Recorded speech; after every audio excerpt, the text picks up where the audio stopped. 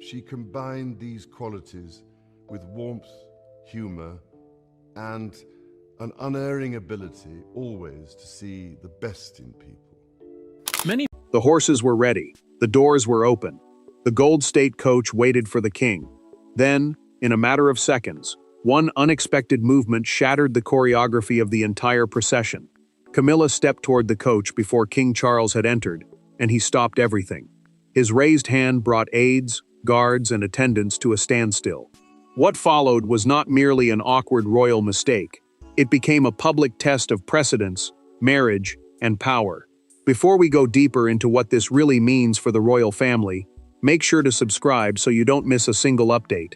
Charles knew every person around him understood the weight of the moment. The state procession was a formal royal journey arranged in a fixed order, and the Gold State coach, the historic ceremonial carriage reserved for the monarchy's grandest occasions, was its most powerful symbol. Every pause mattered because every movement quietly announced who led, who followed, and where authority rested. Camilla knew that too, which made what happened next impossible to dismiss as nothing. Camilla moved toward the open coach and began to enter before Charles had taken his place. He did not shout. He lifted one gloved hand, held her gaze, and said the procession would not continue until the correct order was restored. The command stopped the departure. Horses remained still. Attendants froze. The queen paused, stunned that he had corrected her in front of the people tasked with carrying out the ceremony. William watched the exchange and understood its deeper meaning. The prince had seen his father soften difficult moments before, especially when protecting Camilla from public embarrassment. But this time, Charles refused to hide the breach behind a smile or an excuse. William saw the choice clearly. The king had placed ceremonial order above personal comfort, and the future king knew that decision would travel far beyond the coach doors. Charles then turned to the senior equerry, the royal household officer responsible for helping coordinate ceremonial movement, and gave one precise instruction: restart the boarding sequence from the beginning. The aide hesitated for barely a second before acknowledging the order. Camilla stepped back from the coach, her composure tightening as the meaning sank in. Charles had not corrected a step.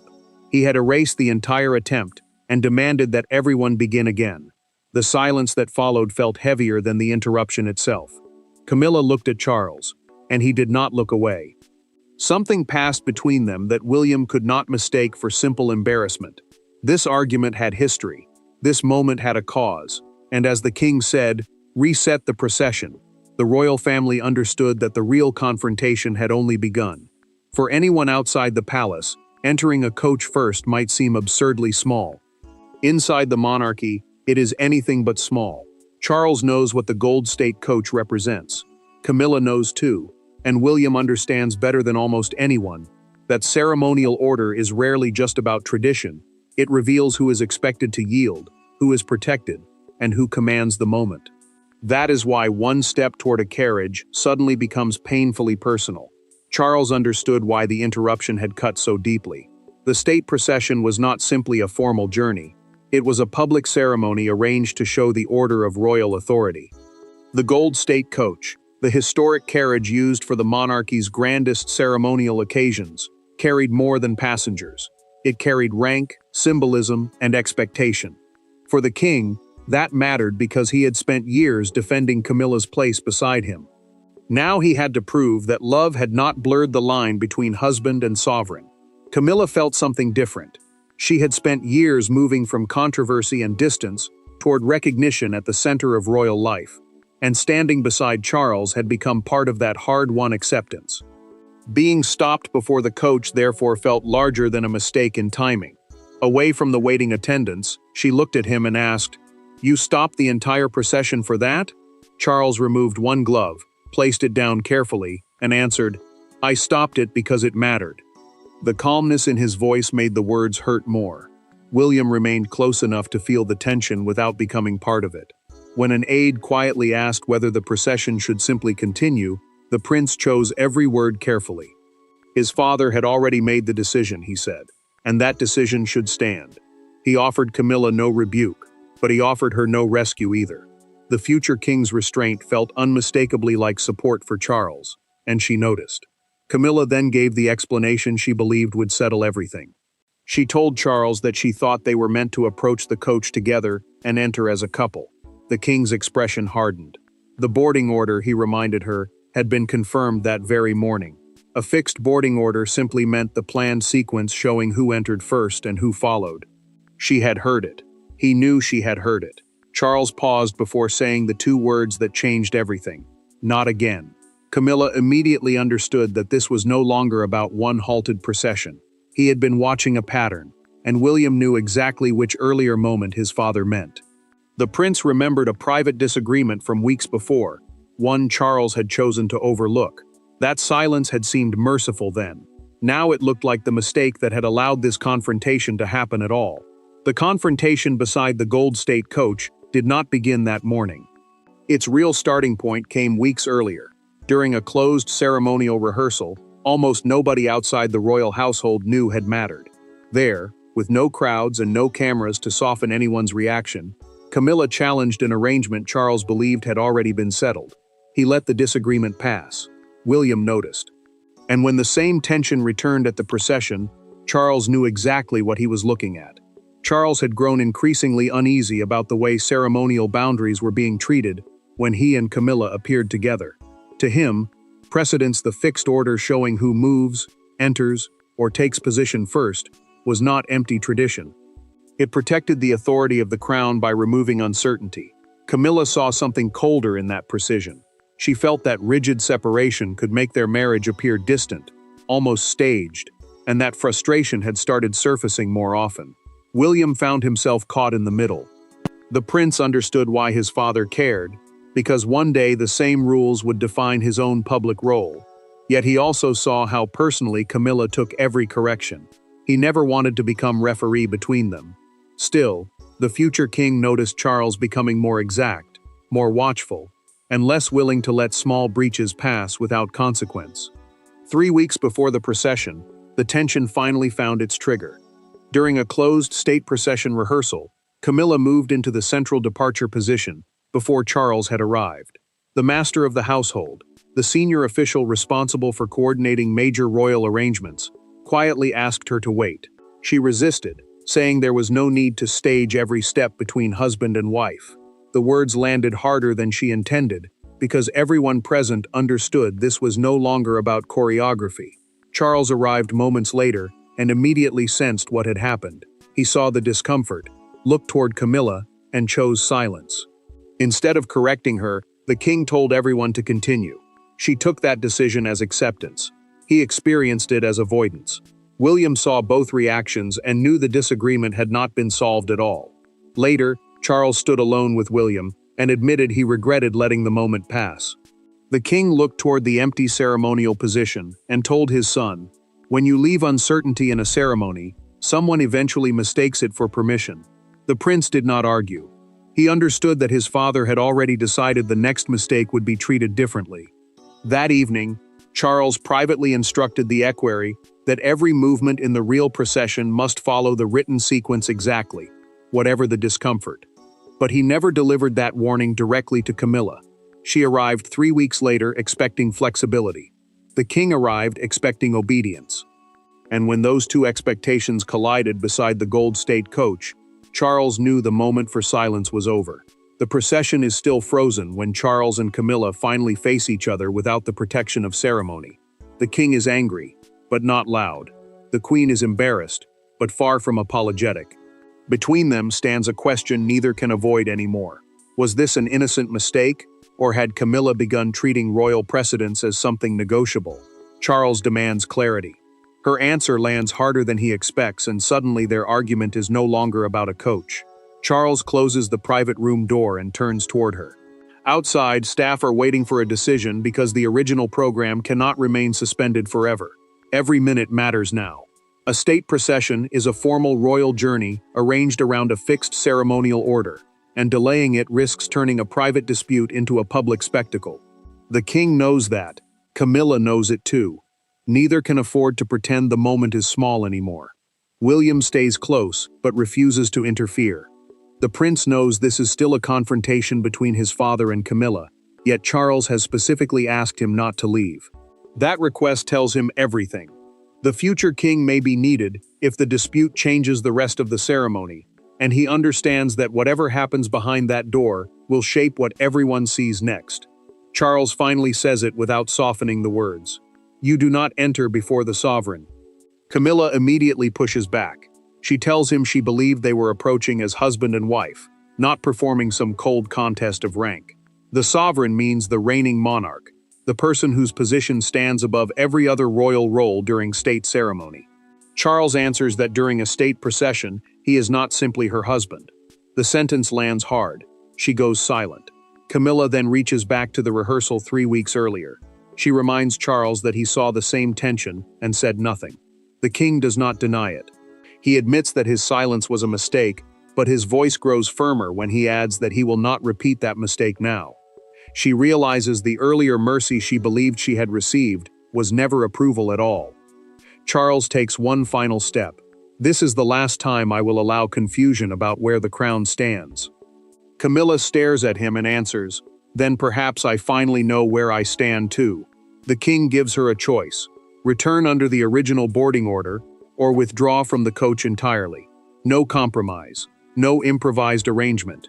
Camilla waits several seconds before answering. "I'll continue." Charles expected resistance, perhaps even refusal, but not that controlled surrender. Outside, William hears the decision and understands the immediate crisis is ending. The deeper one is only beginning. And before the coach can move, Charles makes one further decision that quietly shifts control of the entire ceremony. Charles could have restarted the procession and pretended the crisis had passed. Instead, he does something more consequential. He takes direct control of every remaining ceremonial movement. No improvisation, no private assumptions, no adjustments made for comfort. The king's decision is calm enough to sound administrative, yet everyone nearby understands what it means. After years of protecting Camilla from the harsh edges of monarchy, Charles is now protecting the monarchy from ambiguity. Charles turns first to the master of the household and the equerry. The master of the household is the senior royal official who helps oversee major ceremonial arrangements, while the equerry assists with the monarch's official movements and duties. The king tells both men that the original sequence will now be followed exactly. No informal changes. No assumptions. No one moves early.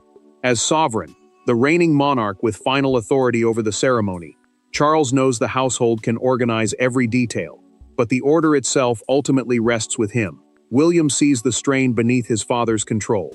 For one brief moment, away from the immediate pressure, Charles presses his fingers against his forehead and admits that he never wanted to correct Camilla where so many people could witness it.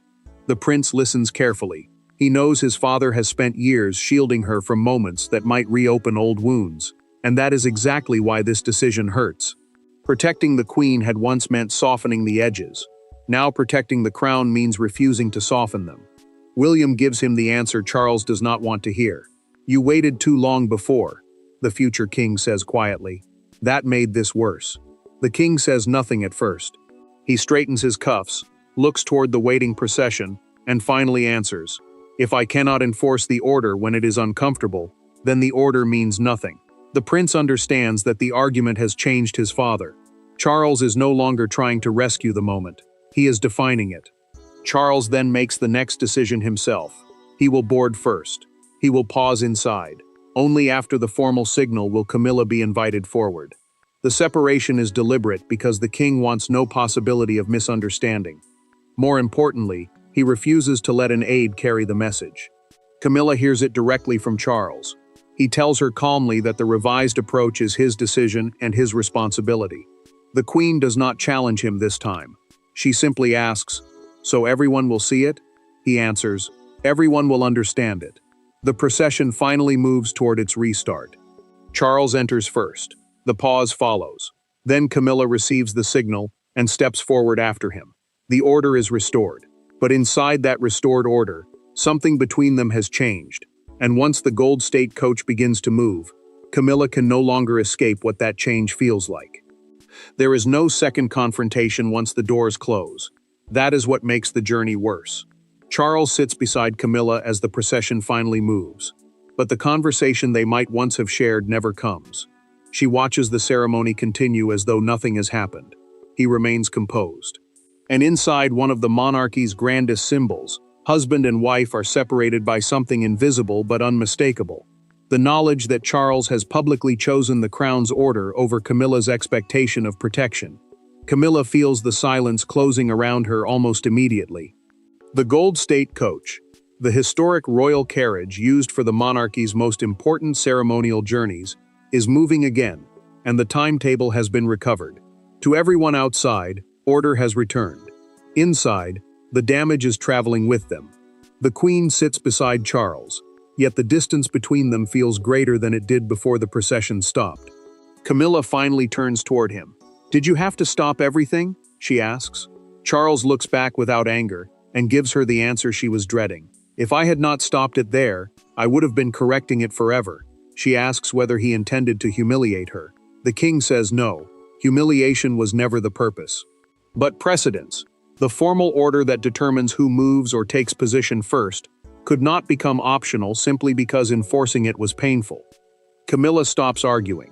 That silence changes the mood more than another confrontation could have done.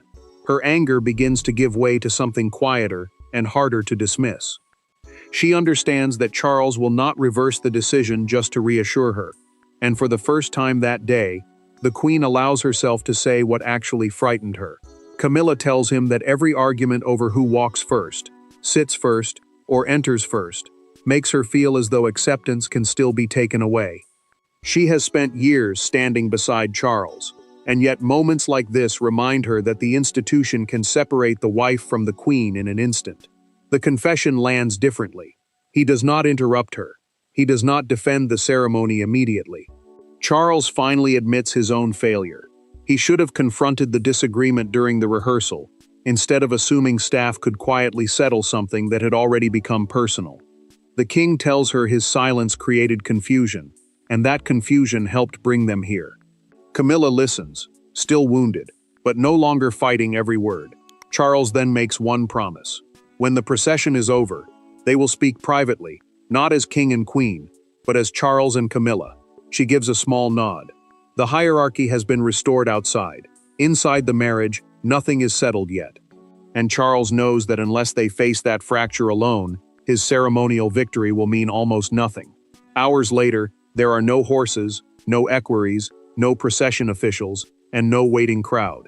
Charles and Camilla finally sit across from one another, with no institutional buffer between them. This conversation cannot be solved by protocol, because protocol is exactly what wounded them. She wants to know whether the crown will always come before her. He refuses to offer the comforting answer she expects. Instead, Charles gives her something harder and ultimately more meaningful: the truth. Charles waits until every public duty is finished before asking to speak with her alone. The ceremonial program, the planned sequence of official royal appearances and duties, has ended, and he deliberately sends the remaining aides away. The king has spent the day holding his emotions behind discipline. Camilla has spent the same hours feeling exposed, corrected, and watched. Neither wants another argument, but both understand that avoiding one now would only deepen the damage. Camilla places her hand flat on the table. "I needed you to be my husband today," she says. Charles does not look away. "And I needed to be both." The Queen asks the question she has been carrying since the coach stopped. If she ever crossed a royal boundary again, would he always correct her in public? He answers carefully. If the crown itself were at stake, he would have no choice. The answer hurts, but at least it is honest. Charles then makes the distinction she had struggled to feel all day, refusing to bend precedence. The formal order that determines who moves or takes position first does not mean withdrawing love. Camilla admits that during the halt, she could not separate the two. To her, the public correction felt like rejection. To him, silence would have felt like surrendering responsibility. For the first time, both can name the same moment without fighting over what it meant. Charles finally accepts his own part in what happened. He tells her he should have confronted the rehearsal dispute directly, instead of allowing staff to carry a warning he never delivered himself. The king does not weaken his decision, but he apologizes for the uncertainty that helped create the crisis. Camilla listens, then gives him something he did not demand. She admits she should have waited for the formal signal. Entering first, she says, placed him in an impossible position. The Queen does not surrender her dignity. She accepts the boundary. Charles and Camilla agree on one final response. No defensive statement, no public blame. They will complete their next duties together and let their conduct speak for them. The marriage has survived the confrontation. But outside the palace, the halted coach has already become the image everyone is talking about. By evening, nobody is discussing the procession exactly as palace planners intended. They are discussing the pause, the open coach door, Camilla stepping forward, Charles raising his hand.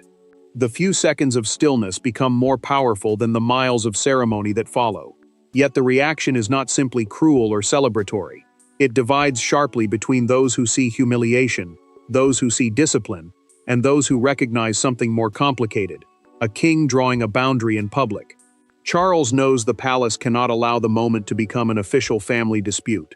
The response is kept deliberately brief, describing the interruption only as a ceremonial reset, meaning a short pause used to restore the planned order of a formal royal event. Officials say nothing more. That restraint matters, because any detailed explanation could turn Camilla into either a rebel or a victim, while making the king appear defensive about a decision he has no intention of reversing. William supports that approach. The prince tells his father that the procession itself already said enough. Charles stopped it. The sequence was corrected, and the ceremony continued. Anything more would feed the argument rather than contain it. The future king also understands the personal risk. If the palace explains too much, Camilla's private disagreement with Charles becomes public property forever. Camilla feels that danger before anyone says it aloud. During the evening, repeated coverage of the halted coach appears again and again. She stiffens as commentators replay the same few seconds and debate what they meant. Charles notices immediately.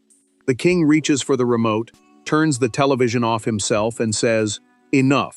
Tomorrow we do our duty." She says nothing, but the humiliation has clearly followed her long after the procession ended. Charles later speaks privately with William and admits he hates seeing the moment repeated. Still, he refuses to regret the decision. The king tells his son that protecting someone from embarrassment cannot become more important than protecting ceremonial authority. William listens carefully, because he knows this is no longer simply his father defending one choice. It is a lesson about what kingship demands when affection and duty collide. The public reaction grows sharper when one evening newspaper runs the frozen moment across its front page. Camilla, at the open coach door, Charles behind her with one hand raised, and four words dominating the coverage: "The king said wait." Near Buckingham Palace, spectators begin imitating that raised hand gesture, while arguing over whether the halt showed cruelty or discipline. By nightfall, the gesture has become bigger than the procession itself. Charles and Camilla understand the next morning will decide its meaning.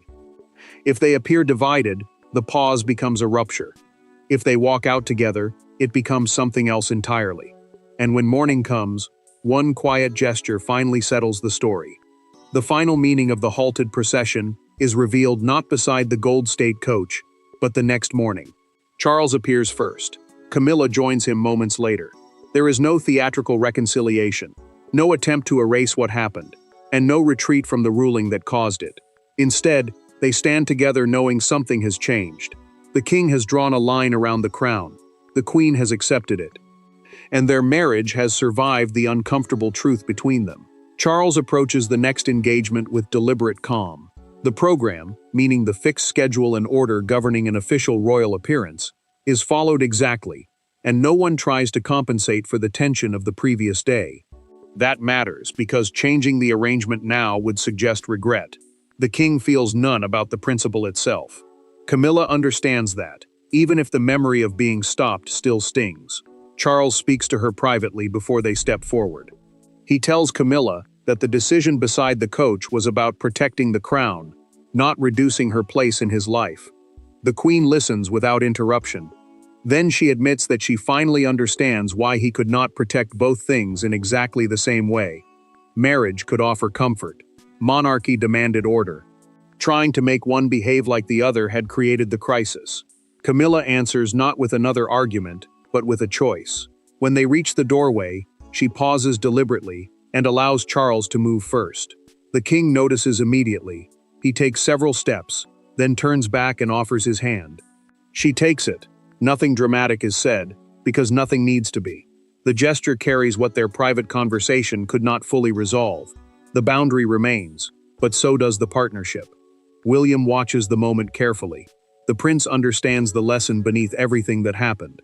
A monarchy cannot survive by pretending personal relationships erase institutional limits. It survives when the people inside those relationships accept the limits without allowing them to destroy the bond itself.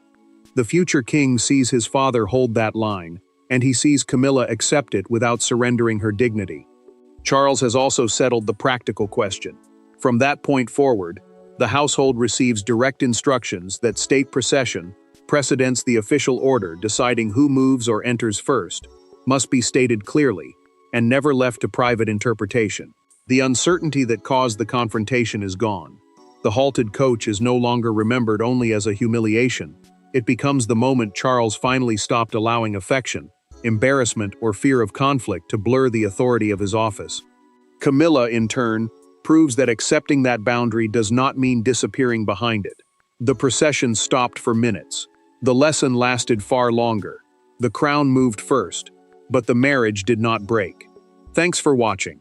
Please don't forget to like and subscribe, and we will see you in next one.